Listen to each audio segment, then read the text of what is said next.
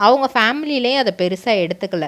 அவங்க ஃபேமிலியில 2 பேர் ஃபேமிலியிலயுமே வந்து என்ன நெனச்சிருக்காங்க அப்டின்னா, விஜய் டிவி அந்த சீரியலுக்காக வந்து பெஸ்ட் பேர் அந்த கெமிஸ்ட்ரி ஒர்க் அவுட் ஆகணும்னு தான் இவங்க 2 பேரும் ஒண்ணா இருக்காங்க.